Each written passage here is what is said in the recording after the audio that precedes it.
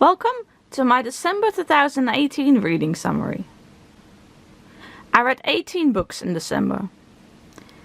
This is maybe a bit lower than my average month, but it is definitely higher than the lower point that was November and also October, so I was pretty pleased with these 18 books. I read 3,544 pages in December. This is pretty similar to the amount of pages I read in October and November, so I was pretty alright with this. When we look at how many books I read per month in a pie chart over the whole year, we can see again that December is one of the lower points, but overall I think it's a nice pie chart.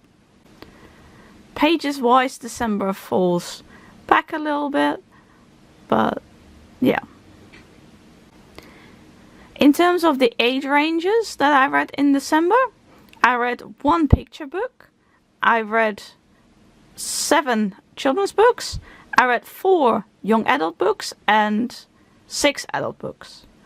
I thought this was a pretty good mixture of things, because I don't normally read a lot of picture books, and the other 3 age categories all got some books read, so I was pretty pleased with this. In terms of rereads versus new reads, I reread 2 books in December and I read 16 new books in December. Again, this is pretty good. Pretty much the usual sort of balance for me, so yeah. In terms of the genres I read in December, I read 3 fantasy books, no science fiction books, 7 contemporary fiction books, 3 rom-coms, no historical fiction, no literature, 1 detective, no thrillers, 1 horror, no paranormal books, 1 biography, 1 information book and 1 Disney book. I like that I read a variety of genres, and I did read more contemporary fiction than anything else, but I really like contemporary fiction, so it's okay with me. This graph shows the amount of books read per month per genre, and when we look at December, at the right hand bit of the graph, we can kind of see that I indeed read a variety of genres, with contemporary fiction sticking out just like in most of the other months. The shortest books I read this month were The Christmas Visitor by Sean Inman. This is a free short story that I got through the author's newsletter.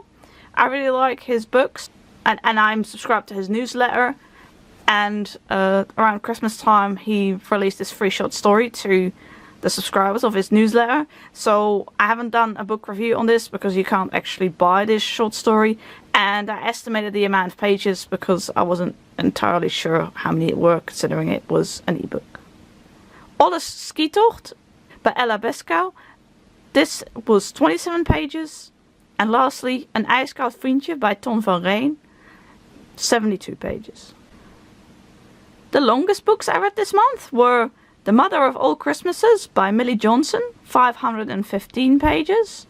Dress Code for Small Towns by Courtney Stevens, 340 pages. And American Panda by Gloria Chow, 311 pages.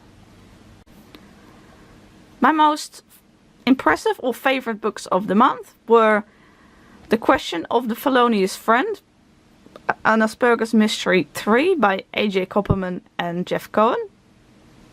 I really liked this 3rd book in the series. I liked it more than the 2nd book. And I liked that we saw another, or actually 2 other autistic characters. And yeah, overall I just really liked this book. The Mother of All Christmases by Millie Johnson. This was a nice festive read about 3 female characters who are all pregnant, and their lives and their pregnancies and their friendship, and yeah, I really like this book. Then The Witch Boy by Molly Knox Ostertag. I really liked this graphic novel. The art was very nice, and I really liked the story and what it said about gender norms. Then I'm going to do something a little bit different this month. I'm showing you all my reads, but then with some extra categories in between my most favorite and my least favorite. So we have pretty enjoyable, and all these books on this list were pretty enjoyable reads. The Barn on Half Moon Hill by Millie Johnson, The Bride Was a Boy by Chi, De Nieuwe Knecht van Sinterklaas by Christine Dieltjens en Erika Kottelier, American Panda by Gloria Chow, The Christmas Visitor by Sean Inman, Een Wonderlijke Kerst, A Donald Duck Pocket by Disney, Een IJskoud Vriendje by Ton van Rijn, De Bevroren Mammoet by Bad Pat, Een Magische Kerst by Geronimo Stilton, which was a reread, and Olle Skitoch by Elsa Westkaal. Then onto the books that were somewhat enjoyable. A variety of authors wrote the short story collection Sinterklaasverhalen. There were lots of authors in this book, so I decided to just call it various authors rather than typing out all of their names, which would take a long time. Then we have the short story collection Snow and Love by Melissa de la Cruz, Nick Stone, Amy Friedman and Casey West.